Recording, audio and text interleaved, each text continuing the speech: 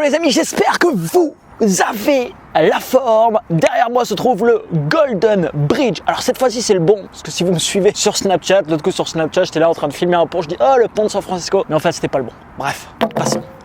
On se retrouve les amis pour le quatrième résumé du livre Le pouvoir de la confiance en soi de Brian Tracy. Si vous n'avez pas vu les 3 premières vidéos des résumés sur ce livre, il y a les liens dans la description de la vidéo. Je vous invite vraiment à regarder ces 3 vidéos avant de regarder ce 4e résumé. On commence par une citation d'Aristote qui a écrit « L'humanité a pour but de connaître le bonheur, quelle que soit la façon dont chaque personne le définit. Plus on est heureux et plus on semble efficace dans ce que l'on fait. » Ensuite, Brian Tracy dans son livre nous parle de la loi de la foi. Selon cette loi les amis, et on en a déjà parlé ensemble, vos croyances deviennent votre réalité. Votre monde extérieur aura tendance à épouser vos croyances. D'ailleurs, si vous examinez actuellement votre monde actuel, tout ce que vous avez actuellement dans votre vie les amis correspond très largement normalement à l'expression de vos croyances et de vos convictions. Donc c'est extrêmement important. Ce que vous pensez être vrai deviendra vrai dans votre vie et se manifestera. Il parle ensuite dans son livre du pouvoir de suggestion. On en a déjà parlé un peu ensemble, je m'attarde pas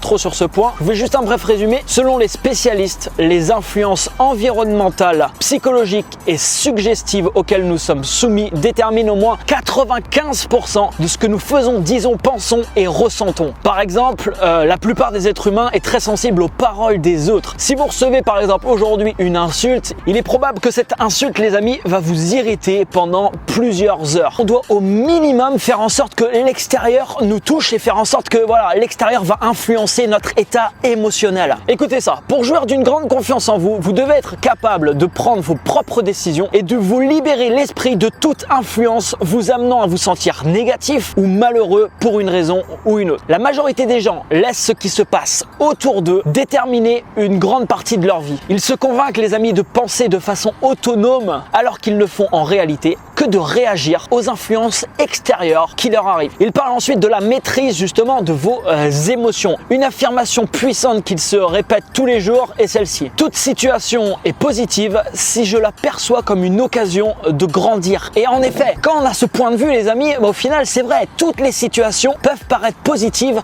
si je la perçois en effet comme une occasion de grandir. Comme une occasion voilà, qui va me permettre encore une fois de plus de faire évoluer ma vie. Ce n'est pas les événements qui se produisent dans votre vie qui sont importants les amis, c'est votre façon de réagir. Il y a des gens qui sont extrêmement heureux et il y a des gens qui sont extrêmement malheureux avec le même type d'événements qui sont arrivés dans leur vie. Ce n'est pas l'événement qui change, c'est votre façon de réagir. Il dit ensuite, un des moyens de maîtriser votre esprit consiste à lister à l'avance tous les différents facteurs externes qui vous mettent en colère ou qui vous bouleversent. Faites la liste de tout ce qui se produit qui est susceptible de vous amener à réagir de façon négative. Prenez ensuite la décision qu'à l'avenir vous déciderez d'y réagir de façon calme et positive sans la laisser vous bouleverser. Alors bien entendu, ça se fait pas comme ça, c'est pas quelque chose qui est simple forcément à faire, mais ça va se faire justement à force de le travailler. Il dit ensuite, quand une situation de ce type arrive, respirez un grand coup et gardez votre sang-froid. Plus vous vous exercez à cet exercice et plus ça deviendra facile, plus vous serez aux commandes de votre esprit et plus donc vous serez aux commandes de vos réactions émotionnelles. Ensuite, il parle de pouvoir de l'autosuggestion. C'est pareil, je vais pas y revenir, on en a beaucoup parlé, le fait de se répéter des informations. Je vous donne juste un peu ce qu'il raconte dessus. Donc il dit tout simplement, comme je vous disais dans d'autres vidéos, que la force de vous répéter des messages, ça, les informations s'insèrent dans votre inconscient. Et quand vous avez une information où vous êtes convaincu qu'elle est vraie, qu'est-ce qui se passe dans votre vie? Vous agissez en conséquence. Si je me sens capable de faire quelque chose et que j'en suis pleinement convaincu, je vais le faire. Il parle ensuite de la responsabilité. Il dit que la maîtrise complète de votre conscient et de votre inconscient commence là où vous acceptiez l'entière responsabilité de tout ce que vous pensez, dites et faites. Vous êtes responsable de tout ce qui arrive et surtout de vos réactions inévitables de la vie de tous les jours. Prendre l'entière responsabilité de notre vie nous permet d'avancer à pas de géant. Vous connaissez forcément des personnes les amis, ils ont toujours une excuse, toujours une bonne excuse. Ils rejetteront toujours la faute sur quelqu'un d'autre. Si ces personnes commençaient demain à se dire ok, tout ce qui arrive dans ma vie, j'en suis le responsable. Je suis le créateur de ça. Je peux vous assurer que leur vie pourrait changer très rapidement. En une semaine, ils verraient des résultats spectaculaires spectaculaire dans leur vie? Parce qu'ils agiraient différemment. Tout simplement parce qu'ils commenceraient à prendre l'entière responsabilité de leur vie. Ensuite, il parle du dialogue intérieur, le fait de nous parler à nous-mêmes de manière positive. Les gens heureux, dotés d'une grande confiance et qui réussissent ont un dialogue intérieur différent des autres.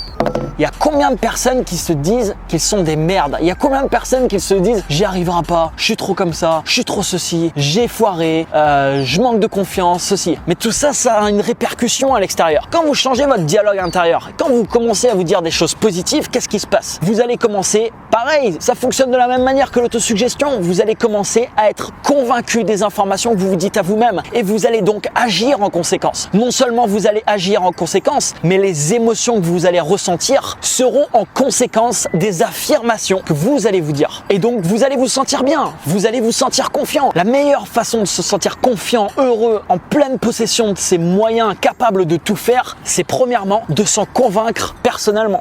Ensuite, j'ai marqué un passage intéressant. Il dit « Il se peut que pour améliorer sa confiance en soi, l'affirmation la plus puissante de toutes consiste à se dire encore et toujours de 50 à 100 fois par jour « J'en suis capable, j'en suis capable ». J'en suis capable. Ces simples mots constituent l'antidote verbal à la peur de l'échec qui, comme vous le savez, est le plus grand destructeur de la confiance en soi et probablement la première raison d'échec dans la vie d'un adulte. Chaque fois que vous réfléchissez à un événement qui vous rend nerveux ou alors que vous vous sentez en insécurité, répétez-vous « Je peux le faire. Je peux le faire ». Point final. Ensuite, j'ai relevé un autre passage. Si vous avez recours aux affirmations, votre potentiel sera illimité. Rappelez-vous que les affirmations sont le moyen de programmer votre subconscient. Pour qu'une affirmation fonctionne, retenez la règle des 3 P. Il faut qu'elle soit positive, il faut qu'elle soit personnelle et il faut qu'elle soit au présent. 3 règles très importantes, les amis. Voilà, je vous ai résumé encore une vingtaine de pages. Je pense qu'on va avoir à peu près 10 vidéos sur ce bouquin, même s'il n'est pas long. Je tiens à vous donner le maximum de choses possibles. Je vais finir cette vidéo, les amis, par une citation. C'est une citation de Booker T. Washington et ça prendra le pas d'ailleurs sur la suite, sur ce qu'on va voir dans la suite. J'ai appris que le succès ne se mesure pas tant à la position que l'on a atteinte dans la vie, mais plutôt aux obstacles que l'on a surmontés en essayant de réussir. Mets-moi un énorme like en dessous de la vidéo, abonne-toi à la chaîne si c'est pas encore fait, regarde les 3 premières vidéos si tu ne les as pas encore vues, les liens sont dans la description. Et quant à moi, je te dis à très bientôt, je vais aller me balader sur ce pont qui est magnifique. Ciao ciao.